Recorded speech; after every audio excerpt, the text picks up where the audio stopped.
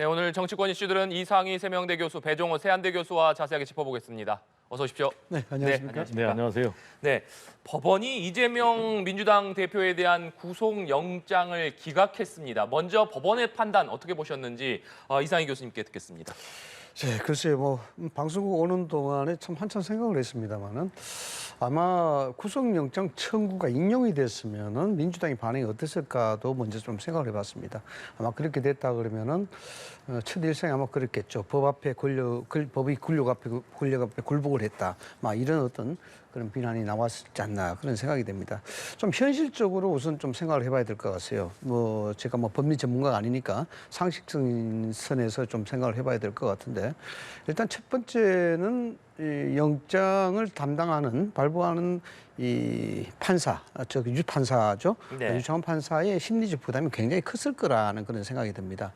왜냐 그러면은 사실상 어느 법조관은 이 부분에 대해서 제가 의견을 물어보니까 글쎄요 그러면서 좀 배짱이 없었지 않나라는 그런 표현도 하는데 그 표현 자체가 어떤 쪽에 서서 편중적으로 그것을 격하게 밀어붙여야 된다 그런 뜻이 아니고 이 사건 자체가 굉장히 위중한 사건이고 사안 자체의 중대성이 그만큼 크다는 겁니다.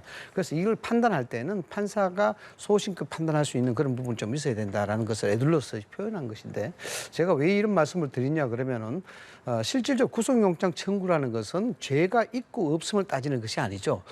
이 부분에 있어서 어느 정도 소명이 되어 있으니까 증거인멸 우려와 도주의 우려 등등을 감안했을 때 구속을 해서 수사를 할 필요가 있다. 이 부분을 영장을 해서 처리를 해달라고 부탁을 하는 겁니다.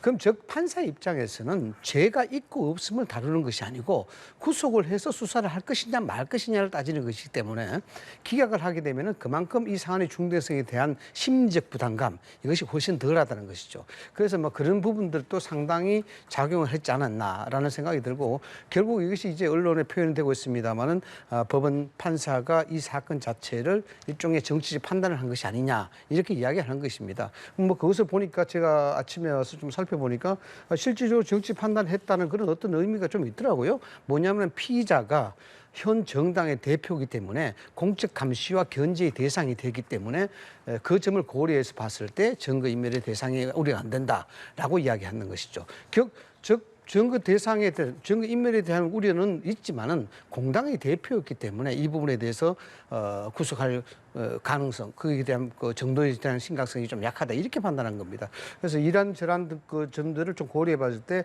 판사가 일반적으로 이 부분에 대해서 심적인 부담을 굉장히 많이 느꼈다. 이런 식으로 저는 좀 해석이 좀 됐습니다. 네, 배종호 교수님. 제가 볼 때는 이게 굉장히 역사적으로 중대한 사건 아니겠습니까? 그래서 판사가 굉장히 고심했을 것 같아요. 그래서 정치적인 고려 없이 원칙에 따라서 정석적인 그런 결정을 내렸다 이렇게 생각이 됩니다. 오직 이제 법관은 증거와 법리에 의해서 판단해야 되는데 결국 이제 이번에 영장 실질심사 유창훈 부장판사도 증거 그리고 법리에 의해서 구속영장을 기각한 것이 아닌가 이렇게 생각이 됩니다. 구속영장이 발부되기 위해서는 크게 세 가지가 충족이 돼야 되잖아요. 하나는 범죄 혐의가 소명이 돼야 되고 그리고 두 번째로는 도주 우려가 있어야 되고 또는 이제 증거인멸의 우려가 돼야 되는데 이번에 이제 백현동 개발 특혜 의혹 사건 또 그리고 대북 송금 의혹 사건 같은 경우는 만약에 유죄가 확정이 되면은 최대 무기징역까지 가능한 그런 중대한 범죄거든요. 이런 범죄에 대해서 증거 없이 과연 담당 판사가 구속영장을 발부할 수 있을 것인가라는 것과 관련해서 충분하게 혐의가 소명이 안 됐고 그리고 두 번째로는 증거도 없다라는 이유 때문에 결국은 담당 판사가 구속영장을 기각한 것이 아닌가 이렇게 판단이 됩니다. 네. 법원이 기각 결정을 내리면서 여야는 그야말로 상반된 반응을 내놓고 있습니다. 먼저 민주당 반응부터 짚어보겠습니다. 민주당은 법원의 결정에 대해서 환영의 뜻을 밝히면서 윤석열 대통령이 사과하고 한동훈 법무장관은 파면해야 한다 이렇게 요구하고 있습니다. 배종호 교수님, 이 부분은 어떤 배경이라고 봐야겠습니까? 일단 야당은 계속 줄기차게 이거는 야당 탄압 수사다. 제1야당 대표 또 대선 정적 죽이기의 수사다라고 주장을 해왔지 않습니까? 그래서 지금까지의 검찰 수사가 무리한 조작 수사고 그리고 또 검찰의 구속영장 청구도 무리한 구속영장 청구다라고 주장을 해왔는데 이번에 이제 법원에서 구속영장이 기각이 됐지 않습니까? 그럼 이제 법원에서 구속영장이 기각이 됐다. 했다라는 것은 검찰의 구속영장이 잘못됐다라는 것을 이제 법원에서 판단을 내린 거예요. 그럼 이제 검찰은 왜 무리하게 구속영장을 청구를 했을까? 결국 이제 무리한 수사를 했다는 것인데 그러면 검찰은 왜 무리한 수사를 했을까? 한마디로 제가 볼 때는 제1야당 죽이기 그리고 이재명 대표 죽이기 이유는 지금 총선이 앞에 두고 있지 않습니까? 따라서 총선을 앞두고 만약에 이재명 대표가 구속이 되면 어떤 일이 벌어지겠습니까? 사실상 제1야당 민주당이 괴멸 상태에 몰리게 되면서 지금 뭐 국민의힘은 총선에서 압승을 거둘 수 있는 그런 정치적인 토양을 만들 수 있기 때문에 이렇게 검찰이 무리하게 지금 청구를 하고 수사를 했다라고 판단하기 때문에 지금 대통령 사과 그리고 한동훈 장관에 대한 파면을 요구한 것이 아닌가 이렇게 생각이 됩니다. 네. 그 부분에 있어서는 그렇습니다. 말씀하신 대로 뭐 증거가 돼야 죄가 되겠죠. 그러나 이제 소명과 입증이라는 부분에 대해서 좀 헷갈리시는 것 같은데요. 검찰이 구속영장 청구와 관련해서 소견서를 낸 것은 소명 자료라고 볼 수가 있습니다. 이 소명 자료라는 것은 증거보다는 낮은 심적인 단계를 이야기하는 것입니다. 이게 법률적 용어입니다. 그것이 사전적 용어이기도 하고요. 그 대신 이제 소명이라는 말과 입증이라는 말은 차이가 많이 있죠. 입증이라는 말은 실질적으로 소송에 대해 사용되는 그런 얘기라고 볼 수가 있습니다. 사실을 확인시키기 위한 이게 일종의 증거에 되는 거죠. 지금 검찰이 법원 앞에 이야기하는 것은 구속영장 청구입니다. 여기에 대해서 범죄적 소명을 이야기한 것입니다. 그 여러 가지 진실을 이랬습니다라고 설득을 하는 과정이죠. 입증하고는 다른 관계입니다. 이게 뭐 나라마다 조금 다르긴 합니다만은 실질적으로 영장에 대한 부분들은 판사보다도 검찰이 사실상 권한을 많이 가져야 되는 게 사실입니다. 법원의 판사는 입증에 대해서 죄가 있고 없고 따지면 되는 겁니다. 그런데 이 부분이 이제 우리나라에서는 조금 이제 잘못 적용이 돼서 이러한 상황이 되고 있는데 그렇습니다. 뭐 말씀하신 대로 총선 앞두고 이런 부분들에 대해서 뭐 이재명 대표가 어떻게 됐겠느냐라고 이야기를 하시는데 국민의힘이나 지금 보수 진영에서는 실질적으로 걱정했던 것이 있죠. 만약에 지금 이재명 대표가 없는 민주당이 있다면 이 총선은 어떻게 될까 굉장히 걱정이 됐습니다. 왜 그런 걱정이 되냐 그러면은 결국 이재명 대표가 없는 상황에서 민주당은 상당한 변혁과 개혁을 가져다 올 것이고 그것이 대중들에게 상당한 감동을 주게 되게 되면은 총선 체제에 있어서 상당히 긍정적 요인을 작용할 수밖에 없고 그러면은 자칫하면은 여기에 변혁과 개혁과 따라가지 못하게 되면 국민의힘이 굉장히 불리하게 되는데 그런 것들을 고려했을 때 상당히 좀 힘들지 않겠느냐라는 것이 우려가 있었습니다. 그런데 지금 이제 이재명 체제가 다시 되는 것 아니겠습니까? 그런 것들을 봐도 그런 좀 우려는 좀 사라지겠죠. 민주당에서 두 번째로 이야기하셨던 이 윤석열 대통령에 대한 사과를 했고 한동훈 법무장관을 파면하라 그랬는데 글쎄요, 뭐 레토릭은 없으면 얼마든지 할 수는 있겠죠. 그런데 가만히 보십시오. 뭐 윤석열 대통령이 이 사건에 대해서 어떤 얘기를 했습니까? 그 사법적 판단에 대해서 어떤 영향을 미쳤습니까? 전혀 얘기한 적이 없습니다. 그래서 윤석열 대통령에 대한 야당의 공격이 뭐냐 그러면은 왜 민주당하고 야당과 대화하지 않느냐 이 얘기였습니다. 그런데 그 영향과 파장을 고려해야죠. 범죄적 의혹이 너무나 분명했고 여기에 대한 사실적인 부분들이 많이 적시가 되는 상황에서 그런 범죄적 의혹이 소명 안 되는 야당 대표하고 대통령이 함부로 이야기한다 그러면은 법 앞에 만인이 평등하다 이런 부분 자체가 대중들에게 어떤 영향을 줄까요? 그 대통령 입장에서는 이건 이야기가 안 되는 겁니다. 그러다 한동훈 법무장관 파면하라 그랬는데 여기에 무슨 서류를 위조를 했습니까? 어떻게 했습니까? 당연히 법에 집행하는 집행계의 총장으로서 이 부분에 대해서 범죄적 의혹 사실을 소명하라 그랬습니다. 자 보십시오. 이야기가 법관 유창훈 판사도 그렇게 이야기했지 않습니까? 위정교사 힘과 소명이 됐다고 인정을 했습니다. 죄가 있다고 이야기했어요. 설득이 됐다고 이야기했습니다. 그런데 증거인멸은 현실적으로 했다는 걸 이야기하는 것인데도 불구하고 증거인멸 우려가 없다고 이야기하는 겁니다. 마찬가지로 주변 인물에 대한 부적절한 기업에 대한 의심이 인정된다고 이야기했어요. 여기에 위정교사에 대한 우려가 분명히 있다는 것을 인정을 했습니다. 그럼에도 불구하고 증거인멸 우려가 없다고 또 이야기했습니다. 그 영장 기각에 대한 소명 자료를 보면은 이게 앞뒤가 맞지 않는 부분이 굉장히 많아요. 이런 논리적으로 지금 국힘에서 이걸 이야기하고 있는 것 아닙니까? 그래서 결국 판사가 제가 일반적으로 이야기했습니다만은 정치적으로 이야기하자 그러면은 국힘 쪽에서는 결국 이 부분은 정치적 개입에 대한 우려를 해서 정치 판단을 한 것이 아니냐. 법이 결국 정치 앞에 굴복했다 이렇게 이야기할 수밖에 없는 겁니다. 그런 점에서 이 부분을 좀 해석을 했으면 좋지 않겠나 그렇게 생각을 합니다. 제가 좀 동의하기 어려운데요. 법원이 정치에 굴복했다라는 근거를 뭘 가지고 얘기를 하시는지 모르겠는데요. 지금 이제 국민의힘에서는 사법부의 판단과 판결을 그럼 부정한다는 것입니까? 지금까지 이제 사법부를 무시하고 그런 사람은 이제 윤석열 대통령 아니겠습니까? 지금 이제 김태우 강서구청장 국민의힘 후보자 같은 경우 대법원에서 확정 판결이 내려졌지 않습니까? 그런데 지금 3개월도 안 돼 가지고 윤석열 대통령이 결국 사면복권에서 지금 책임을 물어야 될 사람을 다시 공천해 가지고 지금 선거에 투입을 했는데 이런 거야말로 사법 무시, 유권자 무시, 국민 무시가 아닌가 이렇게 생각이 되고요. 지금 위증 교사와 관련해서 이 부분에 대해서는 이번에 이제 영장 담당 판사가 소명이 된 부분이 어느 정도 있는 것으로 보여진다라고 얘기를 했는데요. 소명이 곧 입증은 아니에요. 이 부분은 결국은 본 재판에서 다퉈봐야 되는 문제고 결국 핵심은 이제 백현동 개발 특혜 의혹 그리고 대북 송금 의혹인데 이 두 부분에 대해서는 직접적 증거가 없다. 그래서 지금 불구속 재판을 받아야 된다라는 그런 결정을 내린 것 아니겠습니까? 이 부분은 기본적으로 당연한 헌법 정신의 원칙을 얘기를 하는 것이다. 이렇게 말씀을 드리고 싶고요. 또 그리고 정당 현직 대표니까 증거인멸에 염려가 있다고 단정하기 어렵다라고 얘기를 했거든요. 근데 이 법원의 판단이 잘못된 것입니까?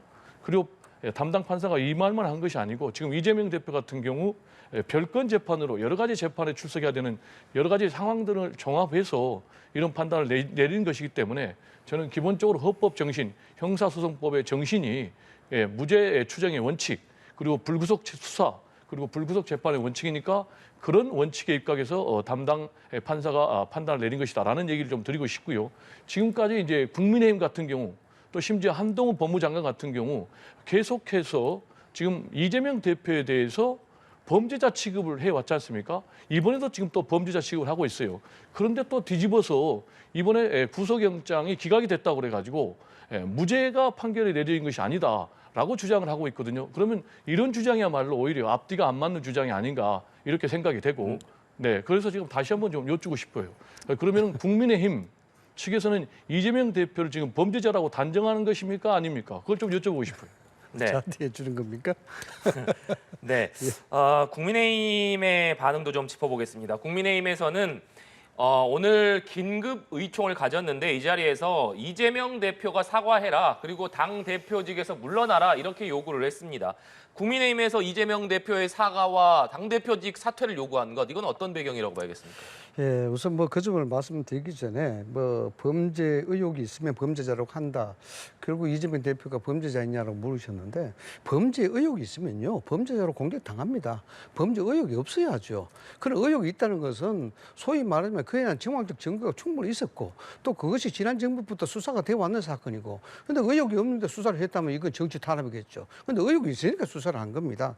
그리고 무죄 추정의 원칙, 불구속 원칙 이 헌법 정신을 이야기하시는데 좀 잘못 생각하시는 것 같아요. 무죄 추정의 원칙 자체는요 범죄적 의혹이 없을 때 이야기하는 겁니다. 그래서 여기에 대해서 상당한 신빙성이 있는 정황적 증거가 나온다든가 객관적인 물증이 나온다든가 이렇게 되면 무죄 추정 원칙 이야기가 되지 않는 겁니다. 지금 이재명 대표는요 여러 가지 사건에서 이 정황적 증거 자체가 굉장히 많이 나왔습니다. 많이 나왔기 때문에 법무부 장관 한동훈은 국회에 가서 이 부분에 대해서 구속영장 체포 동의를 설명을 한 것이고요.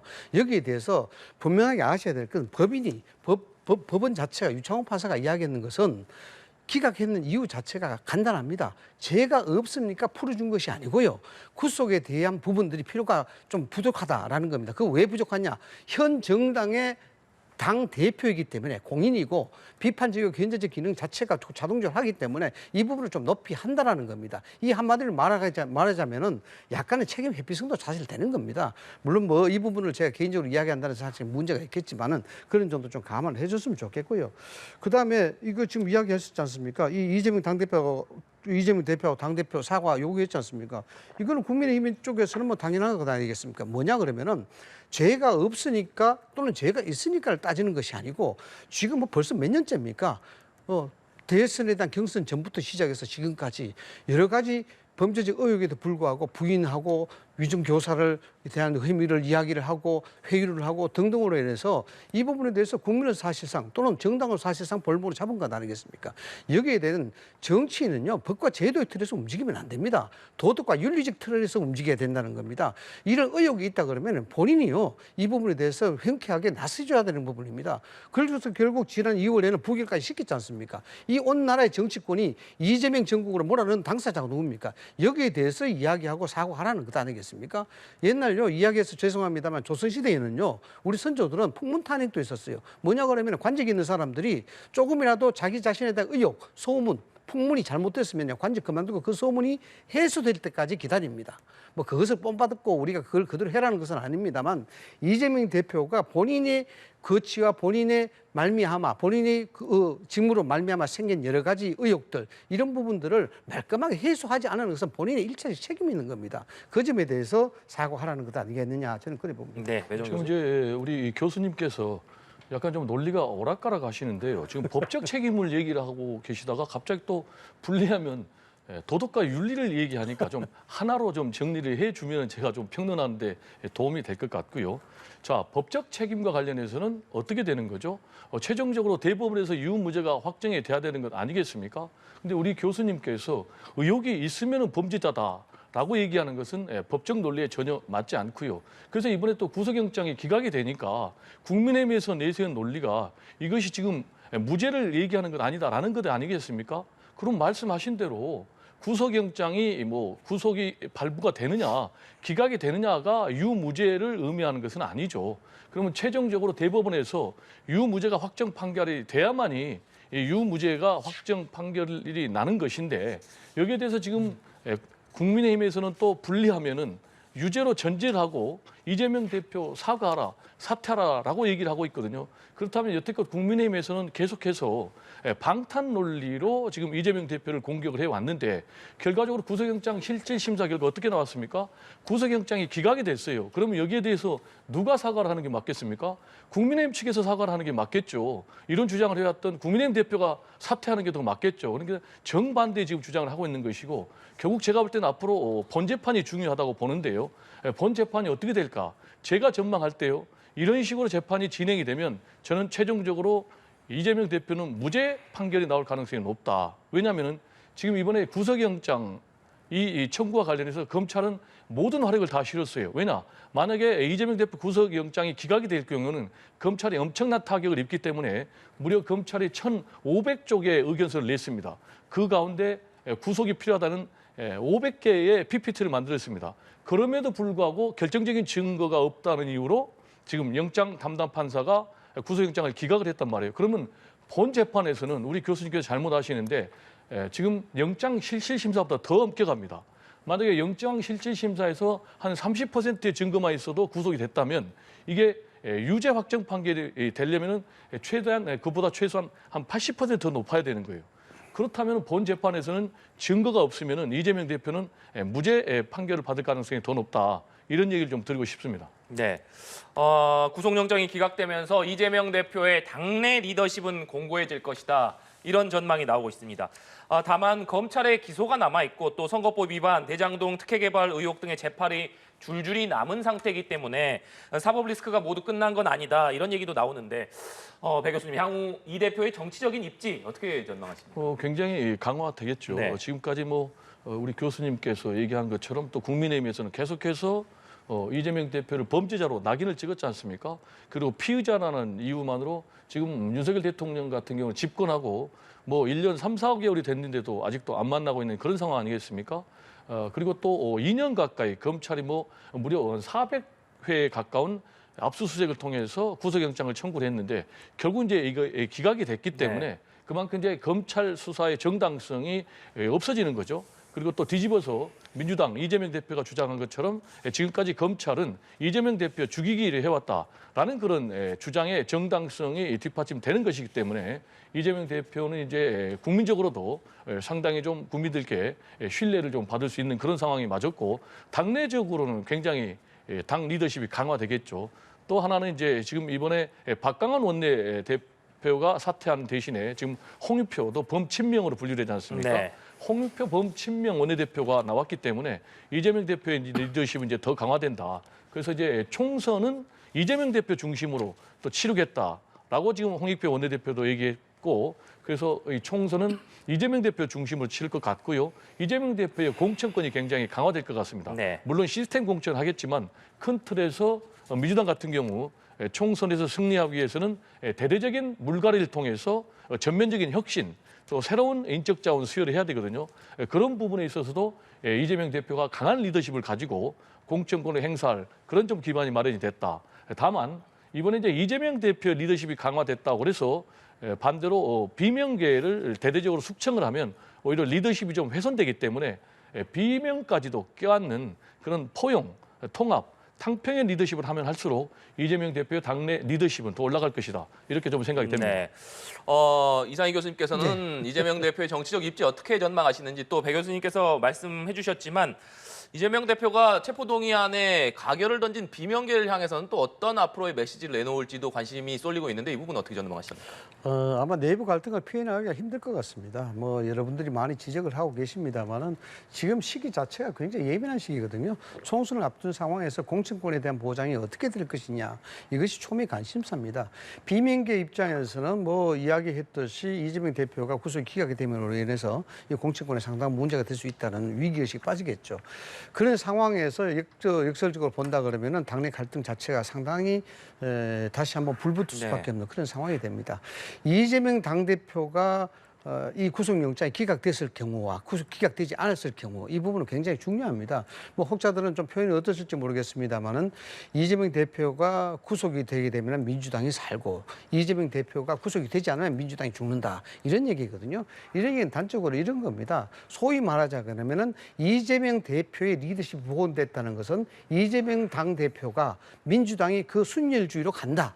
라는 것을 이야기하는 것입니다. 그래서 전체적인 일사대우를 결성할 수밖에 없는 그런 강력한 리더십을 갖겠죠. 그것을 뭐 좋은 긍정적인 표현을 리더십이라고 이야기합니다만 한편으로서는 상당히 좀 어려운 측면이 있죠. 물론 뭐 표현적으로 뭐 개딸들이라고 이야기합니다만 이런 강성 지지자들을 어떻게 해야 될 것이냐 이 부분도 있을 수가 있는데 오늘 아침 제가 이 방송을 오면서 칼럼 하나를 읽었습니다. 모 언론에서 발표한 그런 칼럼인데 물론 특정 언론의 칼럼이긴 합니다만 거기에 대해서 이재명 대표의 민주당 이 현 상황 자체를 중국의 대문화혁명과 비교를 해서 이야기를 하더라고요. 등등에 대해서 비교에 좀 무리가 있는 부분도 없지 않아 있었습니다만 요점은 이거였습니다. 중국이 10년간 문화혁명을 통해서 잃어버린 것은 중국의 가장 중요한 자산들, 역사적 전통들 이런 것들을 다 잃어버렸다. 공자의 사당이 없어지고 관우의 사당이 없어지고 또 많은 것들이 피비린내나 숙청을 이어졌다라는 건데 큰 자산을 잃었다는 것이죠. 그래서 거기에서 나온 얘기는 뭐냐 그러면 그럼 지금 민주당에서 무엇을 잃어버리냐. 민주당이 도덕적 우월심 그리고 윤리적 우월심을 대중들한테 자신 있게 이야기하는 그 근거와 밑바탕은 뭐냐? 민주에 있다는 것입니다. 민주에 있다는 것인데 앞으로 이재명 당대표 체제가 이 민주라는 부분을 얼마나 보편타당하게 또는 융통성 있게 만들어 나가실까 이게 관건이 되겠죠. 그런데 지금 보면 상당히 힘들죠. 벌써부터 비명계가 여기에 대해서 색출 작업을 하겠다, 비명계가 색출 작업을 하겠다 등등의 이야기가 나오고 있습니다. 또는 이재명 대표가 이제 기각이 됐으니까 내 대표 체제를 더욱더 공고히 하겠다 이렇게 좀 강하게 나오고 있는 부분이 없지 않아 보입니다. 그런 상황에서 이런 색출이라는 단어 자체가 비민주적 단어인데 이걸 어떻게 해결해 나갈 것이며 당내 갈등을 봉합시켜 나갈 수 있을 것이냐. 가장 당내 갈등을 쉽게 용이하게 하자 그러면 비명계에 대해서 공천을 확정해주고 인정해주는 수밖에 없겠죠. 과연 그걸 이재명 대표가 할 수 있을 것이냐 이런 부분을 보면은 향후 앞으로 이재명 대표가 이어지는 리더십의 체계 민주당 상당히 앞길이 험난하지 않을까 생각이 들고 앞서도 제가 말씀을 드렸습니다마는 국민의힘이 우려했던 것은 이재명 대표 체제가 없는 민주당을 우려한 것입니다. 여기 뭐냐 그러면은 변혁과 계획을 가져다 올 수 있기 때문에 그 변화하는 부분에 있어서 대중들이 감동을 한다 그러면은 그 민주란 윤리적 도덕적 이런 부분들이 다시 부활하게 될 수 있는 부분들이 이야기될 수 있거든요. 그런데 이렇게 순혈주의로 가게 되면은 과연 그것이 다시 부활될 수 있을 것이냐 이런 부분들도 굉장히 좀 곤란하게 생각을 해봐야 될 그런 문제가 아닌가 그렇게 봅니다. 네, 박광원 원내대표가 사의를 표명하고 물러난 이후에 범친명계로 분류되는 홍익표 원내대표가 선출이 됐습니다.